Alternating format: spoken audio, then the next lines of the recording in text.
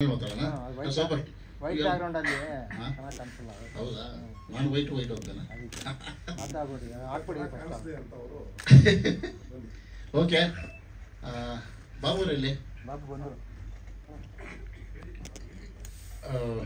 Teaser release ಮಾಡೋಣ. ಈಗ teaser release ಮಾಡ್ತಾರೆ. ನಮ್ಮ ನಿರ್ಮಾಪಕಿ ರೇಖಾ ರಾಣಿಯವರ ಮಾತೃಶ್ರೀ ಅವರಾದ ಇಂದಿರಾರವರು ಟೀಸರ್ ರಿಲೀಸ್ ಮಾಡ್ತಾ ಇದ್ದಾರೆ. ಒಂದು ನಿಮಿಷ ಅಲ್ಲೆಲ್ಲ ಬರ್ತಿದ್ರು. ನಮಸ್ಕಾರ. ಬೀದಿ ಬದುಕು ಟೀಸರನ್ನು ಆನ್ ಮಾಡಿ.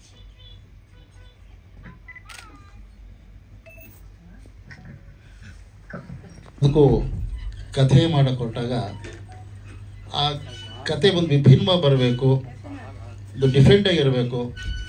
ಎಲ್ಲ ಒಂದು ಈ ಕತೆ ವಾಸ್ತವವಾಗಿರಬೇಕು, ನೈಜತೆ ತುಂಬಿರಬೇಕು. ಇದು ಯಾವುದೋ ಒಂದು ಏನು ಅನ್ಯಾಚುರಲ್ ಇರಬಾರ್ದು ಅಂಥೇಳಿ, ನೈಜತೆ ಇರಲಿ ಅಂಥೇಳಿ ಈ ಕತೆ ನಾವು ತುಂಬ ಸುಮಾರು ತಿಂಗಳುಗಟ್ಟಲೆ ಕೆಲಸ ಮಾಡೋದು. ಆ ಕತೆಗೆ ಪೂರ್ವವಾಗಿ ನಮ್ಮ ಶ್ರೀ ವಿಷ್ಣು ಅವ್ರ ಜೊತೆ ಕೂತ್ಕೊಂಡ್ರು ಕತೆ ಮಾಡೋದಕ್ಕೆ.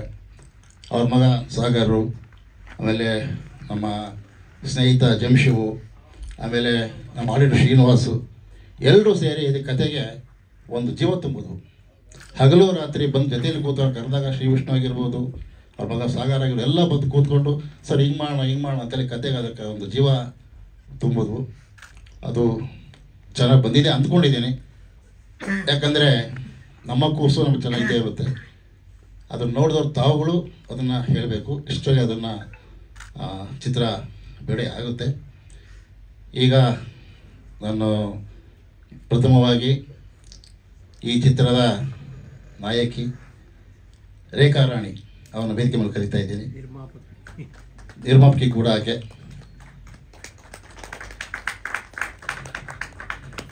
ಆಮೇಲೆ ನಮ್ಮ ಸ್ನೇಹಿತರು ಹಾಗೂ ನಿರ್ಮಾಪಕರು, ನಟರು, 365 ಸಿನಿಮಾ ನಟಿಸಿರ್ತಕ್ಕಂಥ ಗಣೇಶರಾವ್ ಕೇಸರ್ಕರ್ ಅವರು ಕೂಡ ವೇದಿಕೆ ಬರ್ತಾ ಇದ್ದಾರೆ.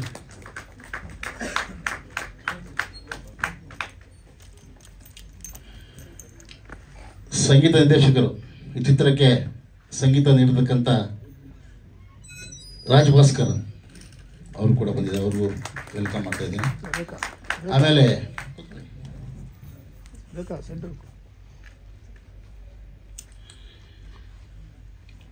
ಈ ಚಿತ್ರಕ್ಕೆ ಎಡಿಟಿಂಗ್, DI ಎಲ್ಲ ಮಾಡತಕ್ಕಂಥ ಅನಿಲ್ ಪಾಪ. ಇನ್ನೊಂದು ಏನು ವಿಶೇಷ ಅಂದರೆ ಎಲ್ಲ ಪ್ರೆಸ್ ಮೀಟ್ಗಳಲ್ಲೂ ಬರೀ ಹೀರೋಯಿನ್ಗಳು, ಡೈರೆಕ್ಟ್ರು, ಪ್ರೊಡ್ಯೂಸರ್ ಅಷ್ಟೇ ಕೂತಿರ್ತಾರೆ ವೇದಿಕೆ ಮೇಲೆ.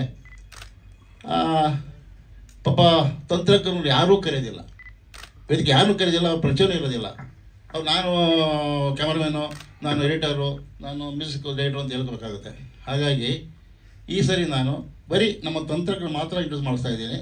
ನಂತರ ಆರ್ಟಿಸ್ಟ್ಗಳನ್ನ ಇಂಟ್ರೊಡ್ಯೂಸ್ ಮಾಡಿಸ್ತೀನಿ. ನಮಗೆ ಸಹಕಾರ ಕೊಡೋದು ಆಡಿಟರ್ ಶ್ರೀನಿವಾಸ್ ಅವರು. ಬನ್ನಿ ಬನ್ನಿ ಬನ್ನಿ ಪ್ಲೀಸ್.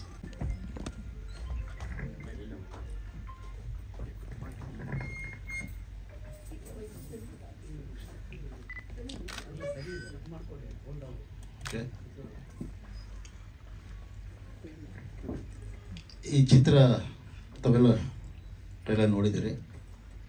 ನಿಮ್ಗೆ ಅನಿಸಿಕೆಗಳನ್ನ ನಮ್ಮ ವೇದಿಕೆ ಕೂತಿರ್ತಕ್ಕಂಥ ಸ್ನೇಹಿತರು ಹಂಚ್ಕೊತಾರೆ. ಅದಕ್ಕಿಂತ ಮುಂಚೆ ನಮ್ಮ ನಿರ್ಮಾಪಕಿ ರೇಖಾ ರಾಣಿಯವರ ಬಗ್ಗೆ ಹೇಳಬೇಕು ಅಂದರೆ, ಸಾಕಷ್ಟು ಚಿತ್ರಗಳಲ್ಲಿ ಆಕೆ ನಟಿಸಿದ್ದಾರೆ. KGF ಅಲ್ಲಿ ಕೂಡ ಅವರು ಒಂದು ಮುಖ್ಯ ಪಾತ್ರ ಮಾಡಿದ್ದಾರೆ. KGF 1, KGF 2ನಲ್ಲೂ ಮಾಡಿದ್ದಾರೆ. ನನ್ನ ಚಿತ್ರಗಳು ಸಾಕಷ್ಟು ನಟಿಸಿದ್ದಾರೆ ಅವರು. ಇದು ಪ್ರಥಮವಾಗಿ ಅವರ ನಿರ್ಮಾಣದ ಚಿತ್ರ ಬೀದಿ ಬದುಕು. ಅವ್ರು ಫಸ್ಟ್ ನಾನು ಕೇಳಿದಾಗ ಯಾವ್ದಾದ್ರು ಒಂದು ದೇವ್ರ ಪಿಕ್ಚರ್ ಮಾಡೋಣ ಅಂತ ಅವರು ಫಸ್ಟ್ ಅಂದ್ಕೊಂಡಿದ್ರು. ಅದನ್ನ ಹೇಳಿದೆ, ಮೇಡಮ್ ಇದು ಒಂದು ದೇವ್ರದೆಲ್ಲ ಇದಾಗಿದೆ, ಬಟ್ ಇದೊಂದು ಡಿಫ್ರೆಂಟ್ ಇದೆ ಅಂದ್ಕೊಂಡು ಸುಮ್ಮನೆ ಬೀದಿ ಬದುಕು ಟೈಟ್ ಹೇಳಿದೆ ಅಷ್ಟೇ ಅವರಿಗೆ. ಬೀದಿ ಬದುಕು ಅಂದೆ. ಸರ್ ಇದೇ ಇದ್ಬಿಡಲಿ, ನನಗೆ ಇದೇ ಇದ್ಬಿಡಲಿ ಸರ್ ಅಂದು. ಮೇಡಮ್ ಇದು ಒಳಗೆ ಚಿಂದಿ ಆಯಿತು, ಒಂದು ಸಬ್ಜೆಕ್ಟ್ ಭಾರಿ ತುಂಬ ಕಷ್ಟ ಸಬ್ಜೆಕ್ಟ್ ಮೇಡಮ್, ಇದು ಬರೀ ಭಿಕ್ಷುಕಿ ಇದ್ರದ್ದು ಇರ್ತದೆ. ಇಲ್ಲ ಸರ್, ನಾನು ಅದಕ್ಕೋಸ್ಕರ ಡೆಡಿಕೇಶನ್ ಮಾಡ್ತೀನಿ, ಏನು ಬೇಕಾದ್ರೂ ಮಾಡ್ತೀನಿ ನಾನು. ಬೀದಿ ಏನು ಬೇಕು ಕಸ ಎತ್ತೀನಿ ಬೇಕು ಏನು ಗಲೀಜಿದ್ದರೂ ಎತ್ತೀನಿ ಬೇಕಾದ್ರೆ ಅನ್ನೋ ಒಂದು ಡೆಡಿಕೇಶನ್ ಅವ್ರು ಮಾತು ಹೇಳಿದ್ರು. ಆ ಒಂದು ಧೈರ್ಯದ ಮೇಲೆ ನಾವು ಬೀದಿ ಬದುಕು ಕೂತ್ಕೊಂಡು ನಾವು ಕತೆ ರೆಡಿ ಮಾಡೋದು. ಆ ಕತೆ ತಕ್ಕಂತೆ ಅವರು ಸುಮಾರು ಒಂದು 2-3 ತಿಂಗಳು ಡಯಟ್ ಮಾಡಿ ಆ ಪಾತ್ರಕ್ಕೆ ತಕ್ಕಂತೆ ಆ ಪಾತ್ರ ಹೇಗೆ ಇರಬೇಕು ಅದೇ ರೀತಿ ಅವರು ಸಣ್ಣ ಆದರು. ಆಮೇಲೆ ಟ್ಯಾನ್ ಕೂಡ ಆದರು. ಹೇಳಿದೆ, ಮೇಡಮ್ ತುಂಬ ಬೆಳ್ಳಗಿದ್ದೀರಾ ನೀವು, ಚಿಂದಿಯಾಯವ್ರು ಯಾರು ಅಷ್ಟೊಂದು ಬೆಳ್ಳಗಿರಲ್ಲ, ಬಿಸಿಲು ಸುತ್ತಿ ಎಲ್ಲ ಕಪ್ಪಲಾಗಿರ್ತಾರೆ ಅಂದಾಗ. ಇಲ್ಲ ಸರ್ ನಂದೇ ಪಾಪ ಬಿಸಿಲು ನಿಂತ್ಕೊಂಡು ಇನ್ನೂ ಟ್ಯಾನ್ ಕೂಡ ಆದರೂ ಈಗ ಮೇಕಪ್ ಮಾಡ್ಕೊಂಡಿದ್ದಾರೆ ಗೊತ್ತಾಗ್ತಾ ಇಲ್ಲ ಅಷ್ಟೇ. ಹಾಗಾಗಿ ಒಂದು ಅದ್ಭುತ ಬಂದಿದೆ. ಇದನ್ನು ಹೆಚ್ಚಿಗೆ ಮಾತಾಡೋಕ್ಕೆ ಸಮಯ ಇರಲ್ಲ. ಈಗ ಚಿತ್ರದ ಬಗ್ಗೆ ನಮ್ಮ ಡಾಕ್ಟರ್ ರೂಪೇಶ್ ಅವರು ಅಂತ ಮಾತಾಡ್ತಾರೆ. ಹಾಗಾದ್ರೆ ಸರ್ ಈ ತಾಯಿ ಮಗನ ಬಾಂಧವ್ಯ ಏನಿದೆಯಲ್ಲ, ಹೆತ್ತ ತಾಯಿಯಾದವಳು ತನ್ನ ಮಗನಿಗೋಸ್ಕರ ತನ್ನ ಮಗನ ಭವಿಷ್ಯಕ್ಕೋಸ್ಕರ ಎಷ್ಟೆಲ್ಲ ಕಷ್ಟಪಡ್ತಾಳೆ, ಎಷ್ಟೆಲ್ಲ ಕಷ್ಟ ಅನುಭವಿಸ್ತಾಳೆ ಅನ್ನೋದೇ ಇದು ಸಾರಾಂಶ. ಇದರೊಳಗೆ ಯಾಕೆ ಕಷ್ಟಪಡ್ತಾಳೆ ಅನ್ನೋದೇ ಸಸ್ಪೆನ್ಸ್. ಇದರೊಳಗೆ ಮಗನಿಗೆ ಏನಾಗಿರುತ್ತೆ, ಇವ್ರು ಯಾಕೆ ಅಷ್ಟು ಕಷ್ಟಪಡ್ತಾರೆ ಅನ್ನೋದೇ ಒಂದು ಸಸ್ಪೆನ್ಸು. ಆ ಸಿನಿಮಾ ನೋಡಿದಾಗ ಅಷ್ಟೇ ಗೊತ್ತಾಗುತ್ತೆ. ಯಾಕಂದರೆ ಅವಳಷ್ಟು ಚಿಂದಿ ಅವಳಾಗಿದ್ದರೂ ಕೂಡ ತಾನು ಪಡಬಾರ್ದು ಅಷ್ಟ ಕಷ್ಟಪಡ್ತಾಳೆ, ಅವಮಾನ ಅನುಭವಿಸ್ತಾಳೆ, ಗಂಡ ಅಂತ ಒದೆ ತಿಂತಾಳೆ, ಸಮಾಜದಲ್ಲಿ ಅವಮಾನ ಅನುಭವಿಸ್ತಾಳೆ. ಅಷ್ಟೆಲ್ಲ ಅನುಭವಿಸೋದು ಯಾತಕ್ಕೋಸ್ಕರ ಅನ್ನೋದೇ ಈ ಸಿನಿಮಾದಲ್ಲಿರೋ ಒಂದು ಉದ್ದೇಶ. ಆ ಉದ್ದೇಶ ಗೊತ್ತಾಗಬೇಕು ಅಂದರೆ, ಕತೆ ಗೊತ್ತಾಗಬೇಕಂದ್ರೆ ಸಿನಿಮಾ ನೋಡೋಕ್ಕಾಗುತ್ತೆ ಸರ್. ಆಗ ಆ ತಿರುಳು ಬಿಟ್ಟರೆ ಮಜಾ ಇರಲ್ಲ. ಅದಕ್ಕೋಸ್ಕರ ಆ ಬಾಂಧವ್ಯ ಏನು, ಯಾಕೆ ಆಕೆ ಅಷ್ಟು ಕಷ್ಟಪಡ್ತಾಳೆ, ಏನಕ್ಕೆ ಅನ್ನೋದನ್ನು ಸಿನಿಮಾ ನೋಡಿದಾಗ ಗೊತ್ತಾಗುತ್ತೆ. ಈಗ ಡಾಕ್ಟರ್ ರೂಪೇಶ್, ಯಾಕಂದರೆ ಕತೆ ಸರ್ ಇದನ್ನು ನಾನು ಬರೀ ದೇವ್ರ ಪಿಕ್ಚರ್ ಮಾಡ್ತಾಯಿದ್ದೀನಿ ಗೊತ್ತಿರಬೇಕಲ್ಲ. ಸುಮ್ಮನೆ ನಾನು ಕಾರಲ್ಲಿ ಹೋಗ್ತಾ ಇರ್ಬೇಕಾದ್ರೆ ಒಂದು ಚಿಂದಿ ಆಯೋರ್ದು ಅಲ್ಲಿ ಗಲಾಟೆ ಬಡದಾಟ ಕುಡಿದು ಗಂಡ ಹೆಂಡತಿ ಹೊಡಿತಿದ್ದ ಇಬ್ಬರು ಕಿತ್ತಾಡ್ತಿದ್ರು. ನೋಡಿದೆ, ಇದು ಒಂದು ಜೀವನ ಏನಿದು, ಯಾಕೆ ಜೀವನ? ಮನುಷ್ಯ ಎಲ್ಲ ಥರ ಒಂಥರ ಇರ್ತಾರಲ್ಲ. ಎಷ್ಟೋ ಜನ ಕಾರ ಓಡಾಡ್ತಾ ಇರ್ತಾರೆ, ಎಷ್ಟೋ ಮೈ ಬದಲಲ್ಲಿ ಇರ್ತಾರೆ. ಇವ್ರು ಗುಡಿಸ್ತಾರೆ ಚಿಂದಿ ಹಾಕೊಂಡು ಎಲ್ಲೋ ಒಂದು ಅರ್ಕಲ್ ಜೋಬಳಿಗಳಿದ್ದಾರೆ, ಕಿತ್ತಾಡ್ತಿದ್ದಾರೆ. ಏನು ಜೀವನ ಇದು? ಆಮೇಲೆ ನೆಕ್ಸ್ಟು ಕಿತ್ತಾಳ ಆಮೇಲೆ ಮತ್ತೆ ಅವ್ಳು ಬ್ಯಾಗ್ ತರ ಮತ್ತೆ ಹೊಡ್ಬಿಟ್ಲಳು. ಆಗ ಅನಿಸ್ತು ನನಗೆ, ಇವ್ರ ಜೀವನ ಯಾಕೆ ತೊಗೋಬಾರ್ದು, ನಾವು ಒಂದು ಕತೆ ಯಾಕೆ ಮಾಡಬಾರ್ದು? ರಿಯಲ್ ಆಗಿರುತ್ತೆ. ನಾವು ಮಾಡೋ ದೇವರು ದೇನರು ಎಲ್ಲ ಅದೊಂಥರ ಕತೆ ಇರ್ಬೋದು, ಕಲ್ಪನೆ ಇರ್ಬೋದು, ಇತಿಹಾಸ ಇರ್ಬೋದು, ಪೌರಾಣಿಕ ಇರ್ಬೋದು. ಆದರೆ ಇದು ರಿಯಲ್. ಇದು ಒಬ್ಬ ಏನು ಚಿಂದಿ ಆಯೋರು ಬದುಕು ಹೆಂಗಿರುತ್ತೆ, ಅವ್ರ ಜೀವನ ಎಷ್ಟು ಕಷ್ಟ ಇರುತ್ತೆ, ಕಠೋರ ಇರುತ್ತೆ, ಸುಖ ದುಃಖ ಎರಡೂ ಇರ್ತಾರೆ ಒಳಗೆ. ಆದರೆ ಆ ಕಷ್ಟದಲ್ಲೂ ಸುಖ ಅನುಭವಿಸ್ತಾರೆ, ಕಷ್ಟದಲ್ಲೂ ಕಷ್ಟನೇ ಅನುಭವಿಸ್ತಾ ಇರ್ತಾರೆ. ಹಾಗಾಗಿ ಅದನ್ನು ನೋಡಿಕೊಂಡು ಇದೊಂದು ನೈಜತೆ ಇರಲಿ, ರಿಯಾಲಿಟಿ ಇರಲಿ ಅಂತ ಒಂದು ಪಿಕ್ಚರ್ ಮಾಡಿದೆ. ಆ ಕತೆಗೆ ಪೂರ್ವಕವಾಗಿ ನಮಗೆ ಇವರು ಸಹಕಾರ ಕೊಟ್ಟರು, ನಿರ್ಮಾಣ ಕೆರೆಕಾರಣಿಯವರು. ಹಾಗಾಗಿ ಈ ಲೊಕೇಶನ್ಸ್ ಆಗಿರ್ಬೋದು, ಪ್ರತಿಯೊಂದು ನ್ಯಾಚುರಲ್ಲು, ಅದು ಸ್ತಂಭ ಆಗಿರ್ಬೋದು, ಗುಜರಿ ಆಗಿರ್ಬೋದು, ಆಮೇಲಿಂದ ಇದು ಸ್ಮಶಾನದಲ್ಲೂ ಶೂಟ್ ಮಾಡಿದ್ದೀನಿ. ಎಲ್ಲ ಹಾಸ್ಪಿಟಲ್ಲು ನನಗೆ ಈಶಾ ಹಾಸ್ಪಿಟಲ್ ತುಂಬ ನನಗೆ ರೂಪೇಶ್ ಸರ್, ಯಾಕಂದರೆ ಅಲ್ಲಿ ಪ್ರತಿಯೊಂದು ಅವರೇ ಆ್ಯಕ್ಟ್ ಮಾಡಿದರು. ಅವರೇ ಆರ್ಟಿಸ್ಟ್ ಅಲ್ಲ ಅವರು. ಆಗ ನನಗೆ ಸರ್ ನ್ಯಾಚುರಲ್ ಬೇಕೇ ಬೇಕು. ಒಬ್ಬ ಆರ್ಟಿಸ್ಟ್ ಇವರು, ಡೈರೆಕ್ಟ್ರ್ ಇವರು, ಒಬ್ಬ ಡಾಕ್ಟ್ರ್ ಹೆಂಗೆ ಮಾತಾಡ್ತಾರೆ, ಒಬ್ಬ ನರ್ಸ್ ಯಾವ ರೀತಿ ಮಾತಾಡ್ತಾರೆ, ಅದು ಕಂಪ್ಲೀಟ್ ಬೇಕು ಅಂತ ಅವರೇ ಆ್ಯಕ್ಟ್ ಮಾಡಿದರು. ಒಂದೆರಡು ಮಾತಾಡ್ತಾರೆ ಅದ್ರ ಬಗ್ಗೆ. Thank you sir. ಮೊದಲನೇದಾಗಿ ಬೀದಿ ಬದುಕು ಅವರ ಏನೇನು ಕನಸು ಅಂದ್ಕೊಂಡಿದ್ದಾರೆ ಅದೆಲ್ಲ ಈಡೇರಲಿ. ಮುಖ್ಯವಾಗಿ ಅವರ ಶ್ರಮಕ್ಕೆ ಒಂದು ಪ್ರತಿಫಲ ಸಿಗಲಿ ಅಂತ ದೇವರನ್ನ ಪ್ರಾರ್ಥನೆ ಮಾಡ್ಕೊತೀನಿ ಮೊದಲನೇದಾಗಿ.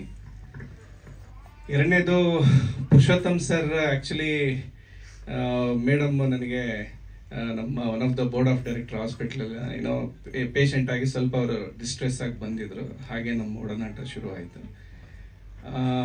ಒಂದಿನ ಫೋನ್ ಮಾಡಿ, ಸರ್ ನನ್ನ ಇಷ್ಟು ದಿನಗಳ ಪರಿಶ್ರಮನ ಒಂದು ನೈಜ ಚಿತ್ರ ಮಾಡಬೇಕು, ರಿಯಾಲಿಟಿಗೆ ಭಾಳ ಹತ್ರ ಆದಂಥ ಚಿತ್ರ ಮಾಡಬೇಕು, ಅದು ಎಲ್ಲರಿಗೂ ತಲುಪಬೇಕು, ಅದರಿಂದ ನನಗೂ ಒಂದು ಒಳ್ಳೆಯ ಹೆಸರು ಬರಬೇಕು ಅನ್ನೋದನ್ನು ವ್ಯಕ್ತಪಡಿಸಿದ್ರು. ಆ ಕಾರಣದಿಂದ ನಾನು ವಿತೌಟ್ ಥಿಂಕಿಂಗ್, ಯಾಕಂದರೆ ಹಾಸ್ಪಿಟಲ್ ಮೇಲೆ ಬ್ಯುಸಿ ಇರುತ್ತೆ, ನಮ್ಮದು 40 ಬೆಡೆಡ್ ಹಾಸ್ಪಿಟಲ್, ನಾರ್ಮಲಾಗಿ ಬ್ಯುಸಿ ಇರುತ್ತೆ, ಅದರಲ್ಲಿ ಸ್ಕೆಡ್ಯೂಲ್ಡ್ ಟ್ರೀಟ್ಮೆಂಟು ನಡೀತಾ ಇರ್ತವೆ. ಸೊ ಅವಾಗ ಶೂಟಿಂಗ್ ಎಲ್ಲ ಕಷ್ಟ ಆಗ್ಬೋದು. So with all my other investors permission ಸಿಕ್ತು. ಸರ್ಗೆ ನಾನು ಯಾರನ್ನೂ ಕೇಳ್ದಲ್ಲೇ ಪರ್ಮಿಷನ್ ಕೊಟ್ಬಿಟ್ಟೆ. ಸರ್ ಬನ್ನಿ ಸರ್, ನಿಮ್ಮ ಉದ್ದೇಶ ಚೆನ್ನಾಗಿದೆ, ಮಾಡೋಣ ಅಂತ. ಆಮೇಲೆ ಅವ್ರ ತಂಡನ ಮೇಡಮ್ ರೆಡ್ಡಿ ಅವ್ರನ್ನೆಲ್ಲ ಪರಿಚಯ ಮಾಡಿಸಿದ್ರು. ಸೊ ಎಲ್ಲ ತಂಡದವ್ರನ್ನೆಲ್ಲ ಪರಿಚಯ ಮಾಡಿಸಿದ್ರು. ಇದರಲ್ಲಿ ಅವರ ಪರಿಶ್ರಮ ಇದೆ ಸರ್. ಮೊದಲನೇದಾಗಿ ಡೆಡಿಕೇಶನ್ ಇದೆ. ಒಬ್ಬ ವ್ಯಕ್ತಿಗೆ ಜೀವನದಲ್ಲಿ ಯಾರು ಒಂದು ಡೆಡಿಕೇಶನ್ನು ಮತ್ತು ಮಾಡಬೇಕು ಅನ್ನೋ ಉದ್ದೇಶ ಒಳ್ಳೇದಿರುತ್ತಲ್ಲ, ಸೊ ಅಲ್ಲಿ ನಮಗೆ ಪ್ರಕೃತಿ ಸಪೋರ್ಟ್ ಮಾಡುತ್ತೆ, ನೇಚರ್ ವಿಲ್ ಸಪೋರ್ಟ್ ಅಸ್. ಮತ್ತು ಇಲ್ಲಿ ಈ ಇದು ನನಗೆ ಭಾಳ ಹತ್ರ ಅನಿಸುತ್ತೆ, ಯಾಕಂದರೆ ನಾವೆಲ್ಲ ಒಂದು ಮಿಡಲ್ ಕ್ಲಾಸ್ ಫ್ಯಾಮಿಲಿಯಿಂದ ಬಂದಿರೋದಂಥದ್ದು. ನಾನು ಎಸ್ಪೆಷಲಿ ಎಲ್ಲರಿಗೂ ತಾಯಿಯಂದಿರಂದರೆ ಗಂಡು ಮಕ್ಕಳಿಗೆ ಭಾಳ ಪ್ರೀತಿ ಇರುತ್ತೆ. ಹಾಗೆಯೇ ತಾಯಿಗೆ ಮಗ ಅಂದರೆ ಅದೊಂದು ಅವನೀಯ ಭಾವ ಸಂಬಂಧ, ಇಟ್ ಈಸ್ ಅನ್ಎಕ್ಸ್ಪ್ರೆಸಿಬಲ್ ಸಂಬಂಧ. ಆ ತಾಯಿ ಏನಂದರೆ she will move the mountains. ಏನು ಬೇಕಾದ್ರೂ ಮಾಡ್ತಾರೆ ಮಗನಿಗೋಸ್ಕರ, ಎಷ್ಟೇ ಕಷ್ಟಗಳನ್ನ ಏನು ಬೇಕಾದ್ರೂ ಮಾಡಿ. ಅದೇ ರೀತಿ ನಾವೆಲ್ಲ ದೊಡ್ಡವರಾಗಿದ್ದೀವಿ. ನಮ್ಮ ತಾಯಿ ಆಶೀರ್ವಾದದಿಂದ ನಾವು ಈ ಮಟ್ಟಕ್ಕೆ ಬೆಳೆದಿದ್ದೀವಿ ಅಂತ ಅನ್ಕೊತೀನಿ. ಎಲ್ಲರೂ ಇದಕ್ಕೆ ಒಪ್ಕೊತೀರಾ ಅಂತ ಅನ್ಕೊಂಡಿದ್ದೀನಿ. ಸೊ ಇಲ್ಲಿ ನೀವು ಈ ಮೂವಿ ನೋಡ್ತಾ ಇದ್ರೆ ನಿಮಗೆ ನಿಮ್ಮದೇ ಒಂದು ಘಟನೆಗಳು, ನಿಮ್ಮ ಜೀವನದಲ್ಲಿ ಭಾಳ ಹತ್ರವಾಗಿರೋಂಥ ಘಟನೆಗಳು ನಿಮಗೆ ಅದು ಕಾಣಿಸುತ್ತೆ. ಮತ್ತು ಭಾಳ ನ್ಯಾಚುರಲ್ ಆಗಿದೆ. ಆ್ಯಂಡ್ ಇದರಲ್ಲೇನು ಡಬ್ಬಿಂಗ್ ಮಾಡಿಲ್ಲ, ಏನೂ ಇಲ್ಲ. It is just one take short ಥರ ಕ್ವಿಕ್ಕಾಗಿ ನ್ಯಾಚುರಲ್ ಆಗಿ ಮಾಡಿದ್ದಾರೆ. ಭಾಳ ಸರಳವಾಗಿ ತುಂಬ ಚೆನ್ನಾಗಿ ಮಾಡಿದ್ದಾರೆ. ನಮಗೆ, ನಾನು ಆ್ಯಕ್ಟರ್ ಅಲ್ಲ ಆ್ಯಕ್ಚುಲಿ. ಸರ್ ನನಗೆ ಎಷ್ಟು ಈಸಿ ಮಾಡಿದ್ರು ಅಂದರೆ, in fact for all the crew, all the artist, every one ಭಾಳ ಈಸಿಯಾಗಿ ಒಂದು ಫ್ಯಾಮಿಲಿ ಥರ ಇತ್ತು ಆ್ಯಕ್ಚುಲಿ ಅವ್ರದ್ದು ಎಂಟೈರ್ ತಂಡ. ಸೊ ಅದಕ್ಕೆ ನನಗೆ ಭಾಳ ಖುಷಿ ಆಯಿತು actually. So madam extremely she is very talented. ಅವರು ಡೆಡಿಕೇಶನ್ನು ಮತ್ತು ಮಾಡಬೇಕು ಅನ್ನೋ ಒಂದು ಛಲ, ಜೀವನದಲ್ಲಿ ಸಾಧನೆ ಮಾಡಬೇಕು ಅನ್ನೋ ಛಲ ಭಾಳ ಇದೆ ಅವ್ರಿಗೆ. ತುಂಬ ಒಳ್ಳೆಯದಾಗಲಿ, ಇನ್ನೂ ಹೆಚ್ಚಿನ ಮಟ್ಟಿಗೆ ಬರ್ತಾರೆ.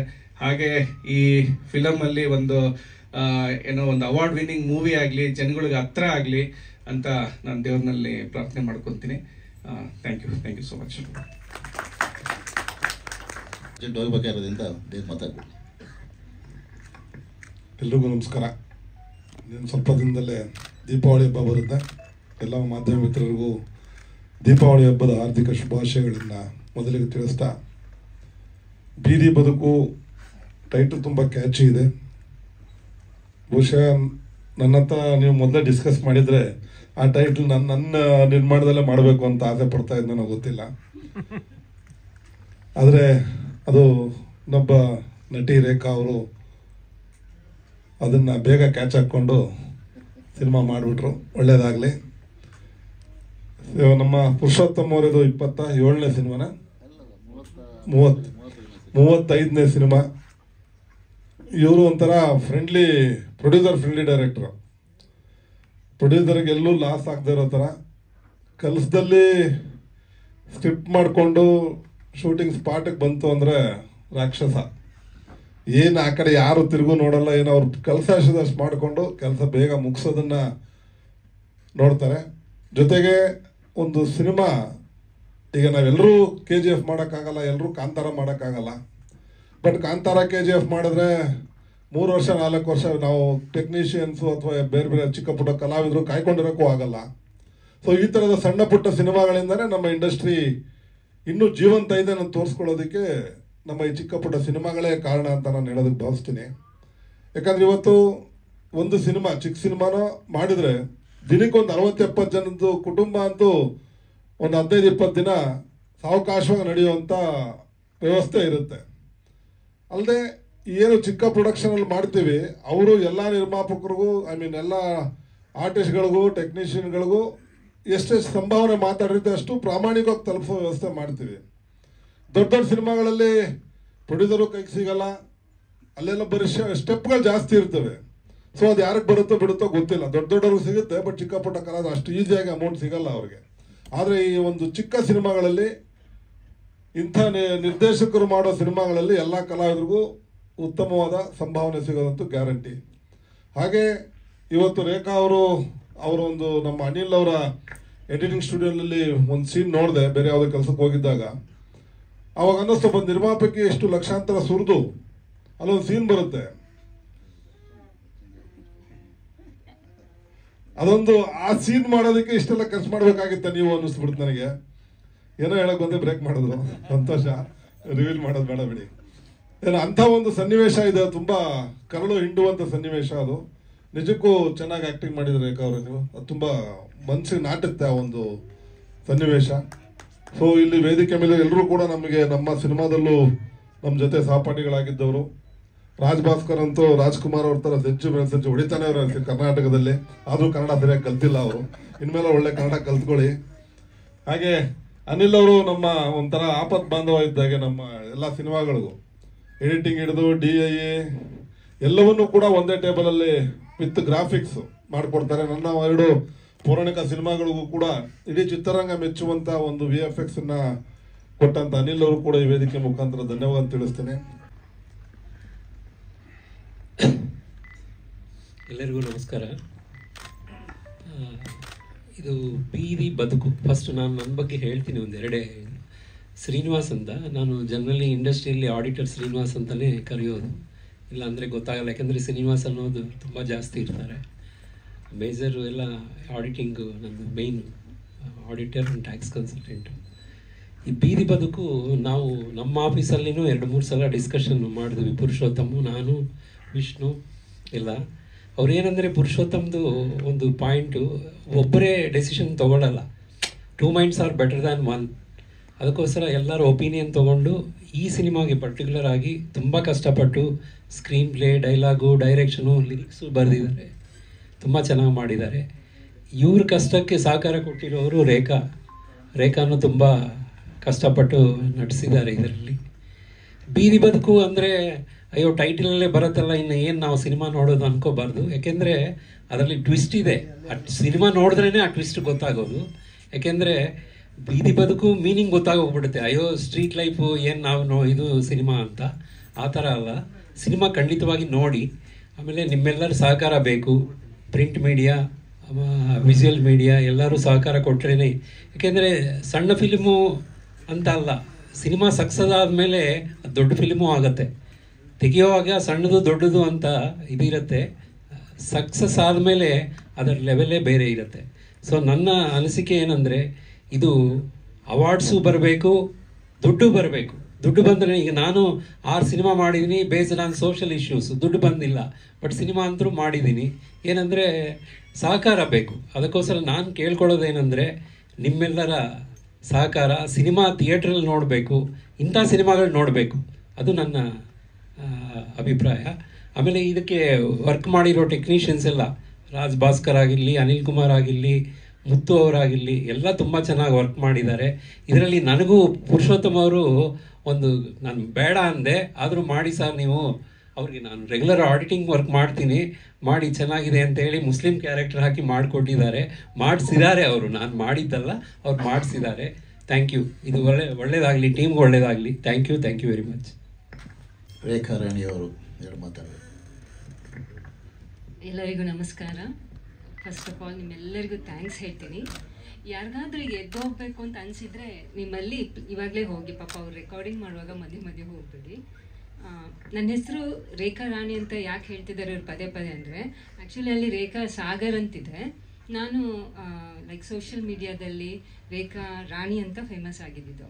ಬಟ್ ಇವರಂದ್ರು ನಿರ್ಮಾಪಕರದು ರಿಯಲ್ ನೇಮ್ ಇರಬೇಕು ಯಾವಾಗಲೂ. So that is my real name, Rekha Sagar ಅಂತ.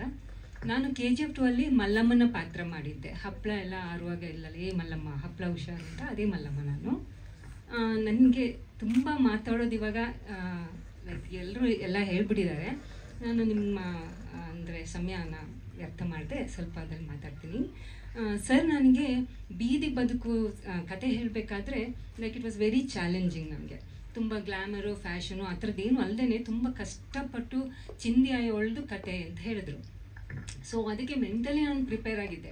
ಸರ್ ಹೇಳಿದ್ರು, ಊಟ ತಿಂಡಿ ಸ್ವಲ್ಪ ಕಮ್ಮಿ ಮಾಡಿ ಅಮ್ಮ, ತುಂಬ ಗುಂಡಕ್ಕಿದ್ಬಿಟ್ಟು ನೀವು ಚಿಂದಿ ಎಲ್ಲ ಆಯ್ತಾ ಇದ್ದರೆ ನೀವು ಚೆನ್ನಾಗಿದ್ದೀರಿ ಅಂತ ಆಗುತ್ತೆ. ಸ್ವಲ್ಪ ಕಲರ್ ಚೇಂಜ್ ಮಾಡಿ ಆ್ಯಂಡ್ ನಿಮ್ಮ body language same to same ಹಾಗೆ ಇರಬೇಕು. ಆ ಥರ ಯಾರು ಚಿಂದಿ ಆರಿಸ್ತಾ ಇರ್ತಾರೆ ನೀವು ಅವ್ರನ್ನ ಫಾಲೋ ಮಾಡಬೇಕಂತ ಇವ್ರು ಹೇಳಿದ ಮೇಲಿಂದ ನನಗೆ ಬರೀ ಚಿಂದಿಯವರೇ ಕಾಣ್ತಾ ಇದ್ರು ರೋಡ್ ಇಡೀ, ಬೇರೆ ಏನು ಕಾಣೋದೇ ಇಲ್ಲ. ಆಮೇಲೆ ಅಂದ್ಕೊಂಡು ನಮ್ಮಮ್ಮ ಕೇಳಿದ್ರು, ನೀನು ನಿಜವಾಗ್ಲೂ ಆ ಸ್ಟೋರಿಗೆ ಅಂದರೆ ಆ್ಯಕ್ಟ್ ಮಾಡ್ತೀಯಾ, ತುಂಬ ಕ್ಲೀನ್ ಅಂತ ಇರ್ತೀಯಾ, ಆ ತಿಪ್ಪೆ ಗುಂಡಿಗೆಲ್ಲ ಕೈ ಹಾಕ್ತೀಯಾ? ನನಗೆ ನಿಜವಾಗ್ಲೂ ಅನಿಸ್ತಿತ್ತು ಇಲ್ಲಿಂಥ ಗಲೀಜ್ ಕಡೆ ಎಲ್ಲ ಇವ್ರು ಕರ್ಕೊಂಡು ಮಾಡ್ರಿ ಅಂದ ತಕ್ಷಣ ಭಯ ಪಟ್ಬಿಟ್ಟೆಲ್ಲ ಕೈ ಹಾಕ್ಬಿಟ್ಟಿರೋದಿದೆ. ಸೊ ಅರ್ಧ ಭಯದಲ್ಲೇ ಕೆಲಸ ಮಾಡಿದ್ದೀನಿ. ಆ್ಯಂಡ್ ಇವರು ಸ್ಟೋರಿ ಅಂದರೆ ಸಿನಿಮಾ ಡೈರೆಕ್ಷನ್ ಮಾಡೋ ಮುಂಚೆದ್ದು ಫೇಸೇ ಬೇರೆ ಇತ್ತು. ನೋಡಿ ಅಮ್ಮ ಹಾಗೆಮ್ಮ ಹೀಗೆಮ್ಮ, ಬಟ್ ಅಲ್ಲಿ ನಿಂತ್ಕೊಂಡು ಅಂತ ತಕ್ಷಣ ಸಾಕು ನನಗೆ ಬಿಡು ಮಾಡಬೇಕು ಆಮೇಲೆ ಅದು ಇವ್ರು ಹೀಗಿದಾರಾ ಅಂತ. ಬಟ್ ಓವರ್ ಆಲ್ ಅದು ಔಟ್ಪುಟ್ ನೋಡಿದಾಗ ಅನಿಸ್ತು ಈ ಎಫರ್ಟ್ ತುಂಬ ಚೆನ್ನಾಗಿದೆ ಅಂತ. Thank you so much sir, ನನಗೆ ಇಂಥ ಒಂದು ಅವಕಾಶ ಕೊಟ್ರಿ ಟು ಪ್ರೂವ್ ಮೈ ಸೆಲ್ಫ್. ದಯವಿಟ್ಟು ಏನು ಒಳಗೆ ಬಿಡಬೇಡಿ ಸರ್, ಅಲ್ಲಿ ಅಡ್ಡಾಡ ಅಲ್ಲಿ ಕ್ಯಾಮ್ರಾ ರನ್ ಆಗ್ತಾ ಇರುತ್ತೆ.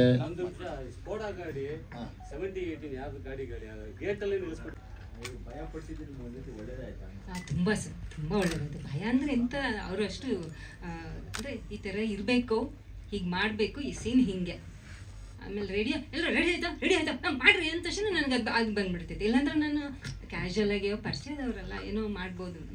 ಸ್ಟ್ರಿಕ್ಟ್ ಅಂದರೆ ಸ್ಟ್ರಿಕ್ಟ್ ಸರ್ ನಮ್ಮದು.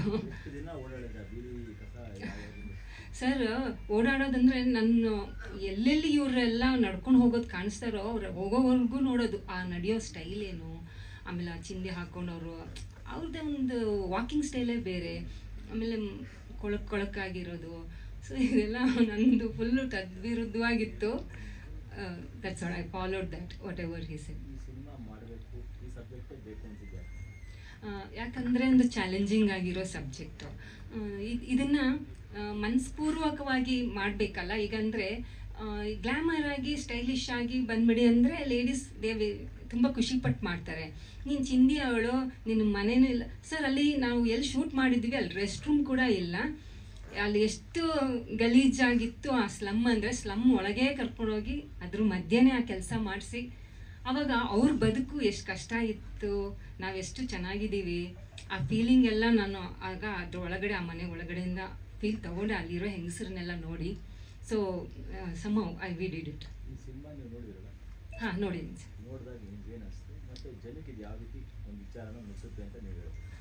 ಇದರಲ್ಲಿ ಓವರ್ ಆಲ್ ತುಂಬ ಚೆನ್ನಾಗಿ ಬಂದಿದೆ.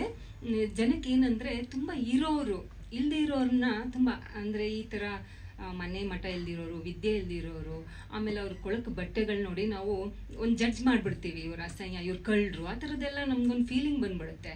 ಸೊ ಆ್ಯಕ್ಚುಲಿ ಅಲ್ಲ, ಅವ್ರ ಮನೋಭಾವ ಏನು ಅನ್ನೋದು ನಾವು ಅರಿತುಕೊಳ್ಳದೆ ಅವ್ರನ್ನ ಕೀಳಾಗಿ ನೋಡೋದಕ್ಕಿಂತ ಸ್ವಲ್ಪ ಇರೋರು ಇಲ್ಲೇ ಇರೋರಿಗೆ ಸಹಾಯ ಮಾಡಲಿ ಅನ್ನೋದೇ ಇದ್ರ ಉದ್ದೇಶ.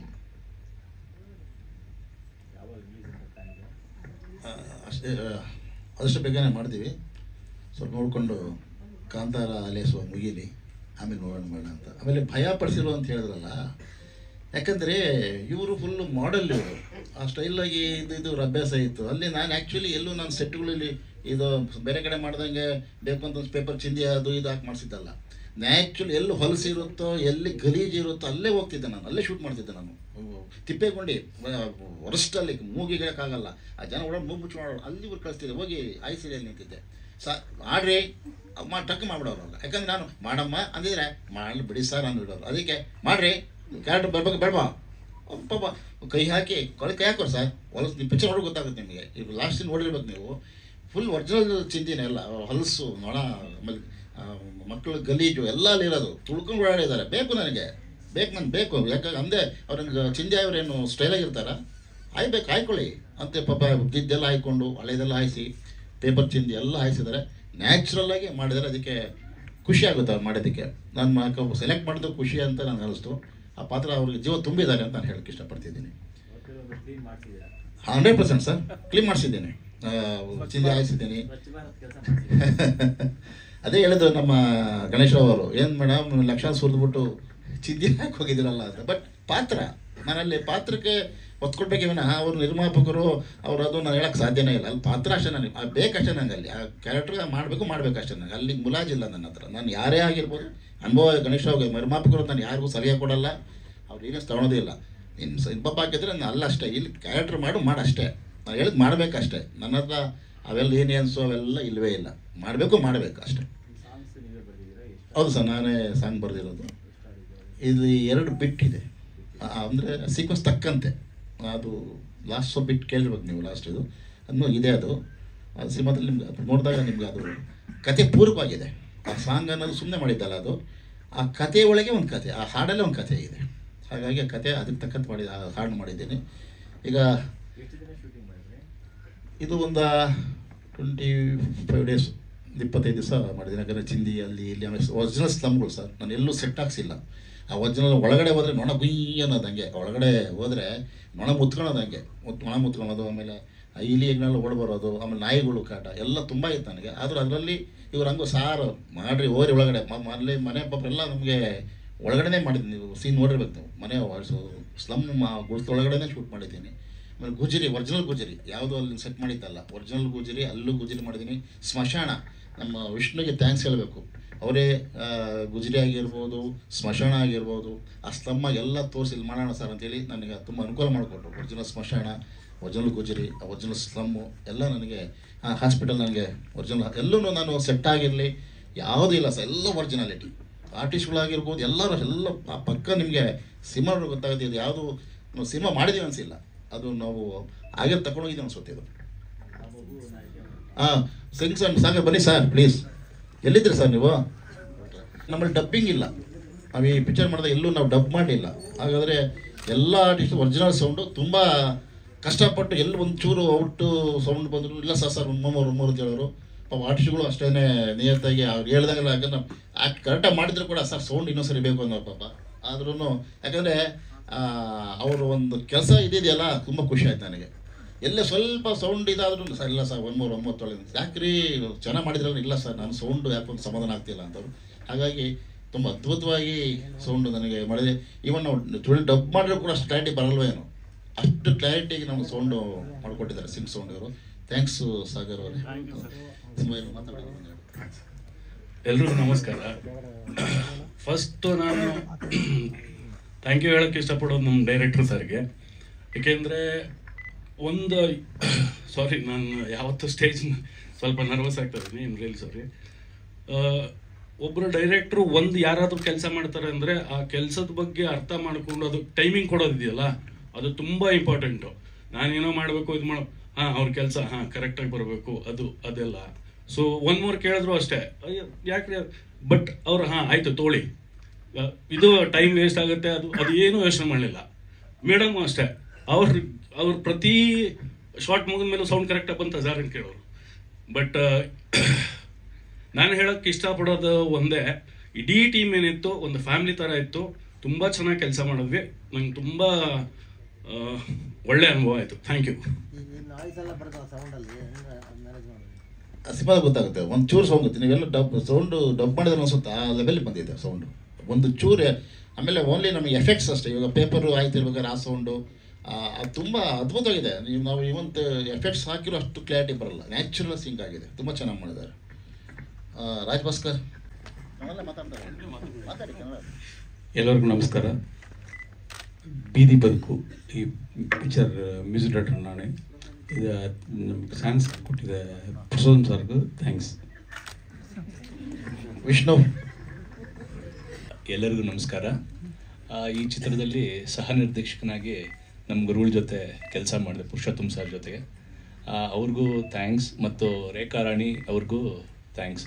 ಈ ಚಿತ್ರದಲ್ಲಿ ಸ್ಲಮ್ಮಲ್ಲಿ ಆದಷ್ಟು ಸ್ಕ್ರಿಪ್ಟ್ ಬರೆಯುವಾಗ ಆಲ್ಮೋಸ್ಟ್ ಅವ್ರ ಜೊತೆ ಅದನ್ನ ಕರ್ಕೊಂಡು ಅವ್ರ ಜೊತೆ ಅವರು ಮೂಮೆಂಟ್ಸ್ ಎಲ್ಲ ನೋಡಿಕೊಂಡು ಸಾಕಷ್ಟು ಕಷ್ಟಪಟ್ಟಂದರೆ ಅದನ್ನ ಅರ್ಥ ಮಾಡಿಕೊಂಡು ಬರೆದಿದ್ದೀರಿ. ಅದೇ ಥರ ಎಲ್ಲ ಮೂಮೆಂಟ್ಸೂ ಎಲ್ಲ ನೀಟಾಗಿ ಪ್ರತಿಯೊಂದೂ ಬಂದಿದೆ. ಎಲ್ಲ ಟೆಕ್ನಿಷಿಯನ್ಸು ತುಂಬ ಚೆನ್ನಾಗಿ ಮಾಡಿದ್ದಾರೆ. ಅದೇ ರೀತಿ ಆರ್ಟಿಸ್ಟು, ಪ್ರತಿಯೊಂದು ಆರ್ಟಿಸ್ಟೂ ಆ ಪಾತ್ರಕ್ಕೆ ನಿಜವಾಗ್ಲೂ ಜೀವ ತುಂಬಿದ್ದಾರೆ. ಅವರೆಲ್ಲರಿಗೂ ನಮ್ಮ ತಂಡದ ಪರವಾಗಿ ಧನ್ಯವಾದಗಳು. Thanks very much. ಎಲ್ರಿಗೂ ನಮಸ್ಕಾರ. ನನ್ನ ಹೆಸರು ಮುತ್ತರಾಜ್ ಅಂತ. ನಿಯರ್ಲಿ ಒಂದು 48 ವರ್ಷ ಇಂಡಸ್ಟ್ರಿಯಲ್ ಸರ್ವಿಸ್ ಮಾಡಿದ್ದೀನಿ. ಅಷ್ಟು ಥ್ಯಾಂಕ್ ಯು. ನಾವೇನಾದ್ರೂ ಕ್ಯಾಮ್ರಾ ಹಿಂದೆನೇ ಮಾಡ್ತೀವಿ ಅನ್ನೋ ಮಾತಾಡೋಕೆ ಅಷ್ಟು ಬರಲ್ಲ. Thank you. ನಮ್ಮ ಆಪರೇಷನ್ ಥಿಯೇಟ್ರಲ್ಲಿ ಅನಸ್ಥೆಟಿಸ್ಟ್ ಎ ಮೇಜರ್ ಜಾಬ್. ಪಾಪ ಮುಂದೆನೇ ಬರಲ್ಲ, ಸರ್ಜನ್ಗಳು ಒಳ್ಳೆ ಹೆಸರು ಬರುತ್ತೆ ಆ ಥರ. ಇವರು ಕ್ಯಾಮ್ರಾ ಮ್ಯಾನ್ ಸಾಕೇತ್ ಅಂತ ಒಂದು ಪಾತ್ರ ಮಾಡಿದ್ದಾನೆ. ಅದು ಯಾವ ಪಾತ್ರ ಅಂತ ಕೇಳಬೇಡಿ,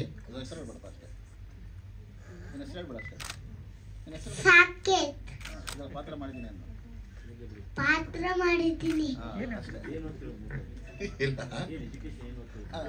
ಏನು ಓದಿದ್ಯಪ್ಪ? ಏನು ಓದಿದ್ಯಾ? ಸ್ಕೂಲ್ ಹೆಸರು ನನ್ನ ರೈಟ್ ಎಷ್ಟನೇ class? First standard. First standard. ಈಗ ನಮ್ಮ ಎಲ್ಲ ಕಲಾವಿದರು ದಯವಿಟ್ಟು ಎದ್ಕೊಂಡು ಬರಬೇಕು. ಗುರು ಫೋಟೋ ನಮ್ಮ ಎಲ್ಲ ಕವನ ಮೇಡಮ್ ಬಂದಿದ್ದಾರೆ. ಸೀರಿಯಸ್ ಆಗಿ ಇರ್ತಿಲ್ಲ ಯಾಕೆ?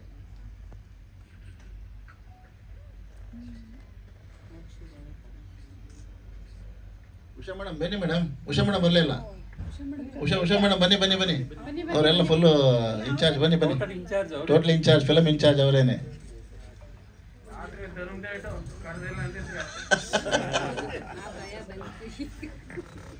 ಆಟೋ ರಾಜ ಬನ್ನಿ. ಮಧ್ಯದಲ್ಲಿ ಕೊಡ್ತೀನಿ ಬನ್ನಿ.